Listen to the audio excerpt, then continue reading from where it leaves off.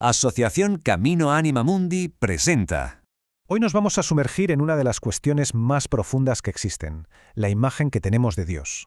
Y es que, a veces, la imagen que nos hemos hecho de Dios, en lugar de abrirnos a su misterio, podría estar, sin que nos demos cuenta, limitándonos. En esta reflexión vamos a explorar juntos una idea que puede cambiarlo todo, pasar de ver a Dios como alguien lejano a descubrirlo como la fuente misma de nuestro ser. Así que aquí está la pregunta que va a guiar todo nuestro recorrido. ¿Y si la imagen que tenemos de Dios, esa que hemos heredado o construido, en lugar de acercarnos, nos estuviera impidiendo encontrarlo de verdad? Porque a veces, para ver con claridad, lo primero que tenemos que hacer es limpiar nuestra propia mirada. Vamos a empezar por analizar una imagen, una que seguro nos suena a todos, pero que, si la pensamos bien, es muy problemática. La idea de Dios como una especie de gran programador. Es una idea que se nos cuela casi sin querer, ¿verdad? La de Dios como una especie de ingeniero cósmico. Alguien que diseña el universo, establece las variables, las condiciones iniciales, presiona el botón de play y después simplemente se sienta a observar los resultados. Como si toda nuestra historia, nuestra vida, no fuera más que un gran experimento. Pero detengámonos un momento a pensar en las consecuencias de esa imagen. A ver, si Dios es un técnico que lo monta todo desde fuera, ¿con qué derecho puede luego juzgar lo que hacen sus criaturas? De repente, el problema del mal, de la desigualdad, se vuelve casi insoportable. Un diseñador que crea un sistema con fallos evidentes y luego le echa la culpa a las piezas, eso suena profundamente injusto, ¿no es así? Vale, esa es la imagen problemática. Pero, ¿y si hay otra manera de verlo? Vamos a explorar una alternativa. Una visión que, en lugar de alejar a Dios, nos sumerge de lleno en el corazón mismo de la realidad. La idea de Dios como la fuente viva del ser. Y esto, la verdad, es mucho más radical y a la vez mucho más íntimo.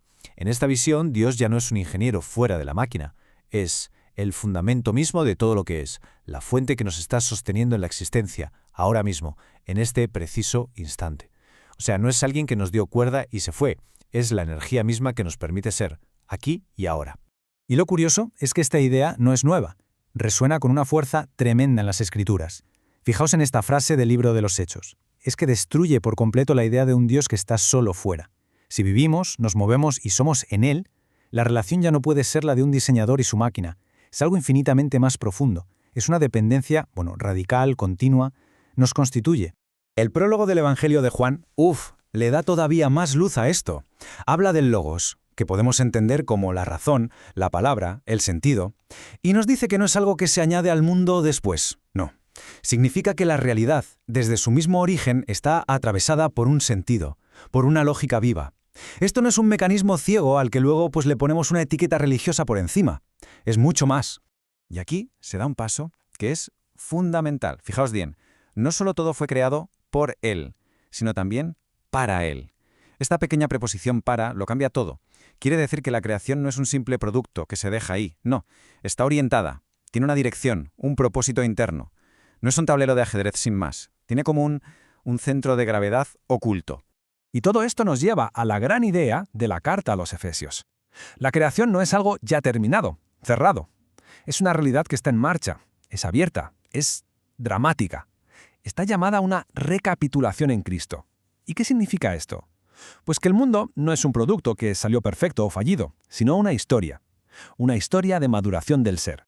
Claro, esta nueva perspectiva lo cambia todo. Nos obliga a cambiar la forma en que entendemos la creación misma, a dejar de verla como un mecanismo y empezar a verla como lo que es, un drama vivo. Y esta comparación que vemos aquí es clave para entenderlo. Pensemos, fabricar. Un carpintero hace una mesa. Es una acción externa y una vez terminada, el carpintero se separa de la mesa. Pero engendrar, eso es otra cosa. Es una relación vital. Una madre sostiene a su hijo desde dentro. Pues bien, la creación, vista desde esta profundidad, se parece muchísimo más a engendrar, a acompañar, que a fabricar un objeto sin más.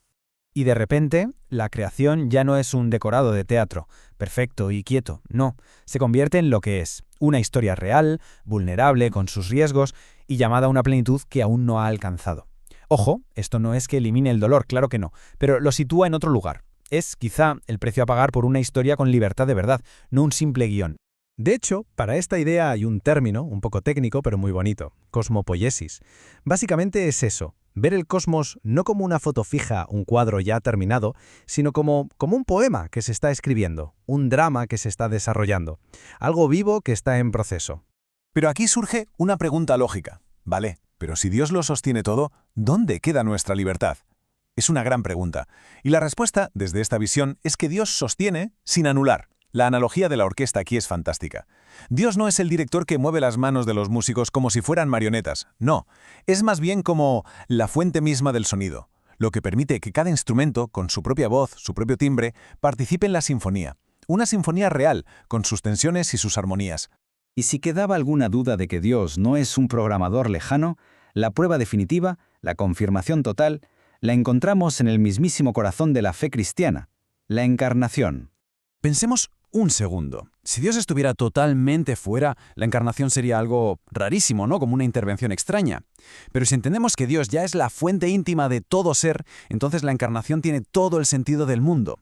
Es la manifestación histórica, llevada al extremo, de esa intimidad que ya existía. El Logos no viene a visitar una máquina ajena, lo que hace es asumir la carne de una creación que ya estaba desde siempre sostenida por Él. Y esto es absolutamente asombroso.